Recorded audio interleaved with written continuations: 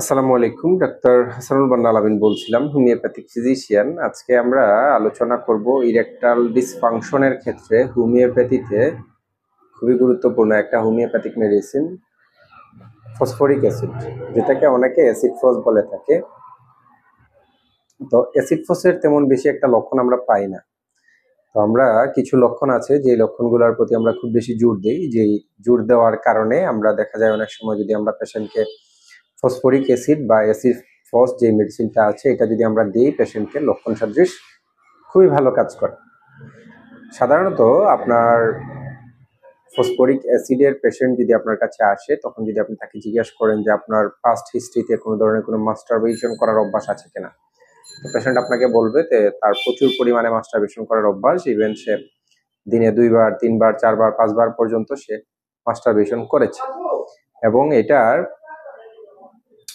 পাশাপাশি আমরা অ্যাগনাস কাস্টকে মনে রাখতে পারি, মোটামুটি সিমিলার হয়ে যাওয়ার কারণে অ্যাগনাস কাস্ট এবং ফসফরিক অ্যাসিড খুবই ভালো কাজ করে থাকে। তো ফসফরিক অ্যাসিডের পেশেন্টকে যদি বলেন যে আপনার মন মেজাজ কেমন, তখন সে বলবে সে খুব সহজেই বিরক্তি বোধ করে, রাগান্বিত হয়ে যায়, মেজাজ খুব বেশি খিটখিটে হয়ে যায় এবং তার মনটা খুব খারাপ থাকে। মানে সে দেখবেন সবার সামনে বসে গল্প করতেছে কিন্তু তার মন মেজাজটা খুবই খারাপ, বা মন মেজাজ একেবারে মাথা নিচু করে বসে আছে, তার কিছুই ভালো লাগতেছে না, এরকম একটা স্যাডনেস কাজ করে আর কি। এবং তার মধ্যে এক ধরনের উদাসীনতা কাজ করে। এবং ফসফরিক অ্যাসিডের পেশেন্টকে যদি আপনি তাকান, তার দিকে দেখবেন সে খুব লম্বা প্রকৃতির হয়, পাতলা চিকন হয়, যেটা মানে খুবই শুকনা থাকে প্রকৃতির।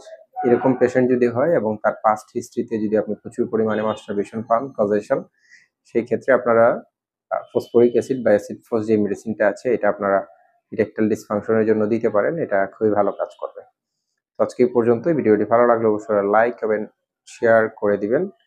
আর যারা দেশে এবং দেশের বাইরে থেকে আমাদের কাছ থেকে চিকিৎসা নিতে চাচ্ছেন, স্ক্রিনে দেওয়া নাম্বারে আমাদের সাথে যোগাযোগ করতে পারেন। দেশে এবং দেশের বাহিরে আমরা কুরিয়ারের মাধ্যমে মেডিসিন সেবন প্রেরণ করে থাকি। ইনশাআল্লাহ হোমিওপ্যাথিক চিকিৎসা নিলে আপনি আরোগ্য লাভ করবেন। আজকে এই পর্যন্তই। ভালো থাকুন। আল্লাহ হাফেজ। আসসালামু আলাইকুম।